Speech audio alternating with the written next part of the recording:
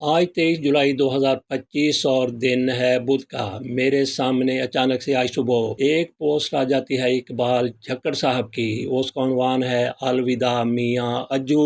اپنی پوسٹ میں اقبال جھکڑ کہتے ہیں کہ سینئر شریف النفس سیاستدان میاں محمد اظہر بھی اللہ کے حضور پیش ہو گئے۔ وہ سنت نگر جبکہ ہم چوہان روڈ پر رہتے تھے انہیں لڑکپن سے ہی دوست اور محلے دار میاں اجو کے نام سے پکارتے تھے۔ وہ شروع سے ہی فہمیدہ، ملنسار اور شگفتہ مزاج سیاسی کارکن تھے۔ میاں شریف فیملی سے ان کے دیرینہ مراسم تھے۔ جب 1972 میں پیپلز پارٹی کی حکومت نے تمام صنعتیں قومی تحویل میں لے لیں تو شریف فیملی کی اتفاق فاؤنڈریز بھی حکومتی ملکیت بن گئی۔ اس موقع پر میاں اظہر فیملی خصوصاً میاں اظہر کے بڑے بھائی میاں اسلم نے بھاری مالی معاونت سے شریف فیملی کو از سر نو کاروبار استوار کرنے کا موقع فراہم کیا۔ میاں اظہر نے عملی سیاست کا آغاز بلدیاتی سطح سے کیا۔ وہ میٹروپولیٹن کارپوریشن کے کونسلر منتخب ہوئے، پھر میئر لاہور کے منصب پر بھی فائز رہے۔ مسلم لیگ نون نے 90 کی دہائی میں میاں اظہر کو گورنر پنجاب بنا دیا۔ میاں اظہر نے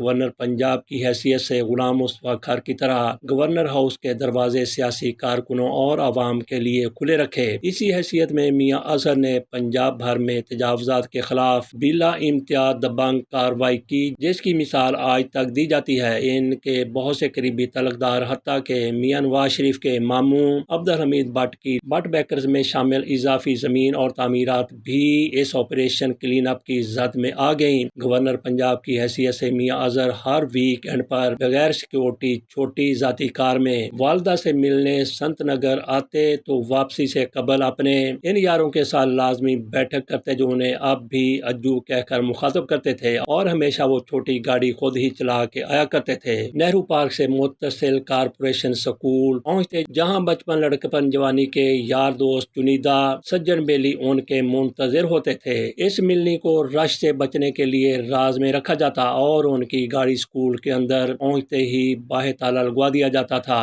بہت بے تکلفانہ خال لاہوری انداز کی محفل جمتی، اکثر فرینک دوست انہیں نماز فجر کی اذان تک روکے رکھتے تھے۔ اقبال جھکڑ صاحب لکھتے ہیں کہ میری ان سے یاری تو نہیں تھی، تاہم بعض مشترکہ دوستوں کے طفیل بہت اچھی شناسائی اور گپ شپ ضرور تھی۔ اسی باعث مجھے بھی کئی بار اسکول کی یہ ویک اینڈ محفل انجوائے کرنے کا موقع ملا۔ میاں اظہر بہت سادہ مزاج اور عوامی طرز عمل رکھنے والی شخصیت تھے۔ نون لیگ میں باشامل واجہ بلونگڑوں نے دونوں خاندانوں کے پشتینی تعلق میں دراڑیں ڈالیں اور پھر میاں اظہر کو بھی سیاسی راہیں جدا کرنے پر مجبور کر دیا گیا۔ قومی سیاست میں میاں اظہر جیسی نفیس طبع، وزادار، شریف النفس، ایماندار اور اعلیٰ ظرف شخصیات ڈھونڈے سے نہیں ملتی۔ الوداع میاں اجو، الوداع۔ یہ آپ کے سامنے ہم نے میاں اظہر کے انتقال کے حوالے سے اقبال جھکڑ کی رپورٹ پیش کی۔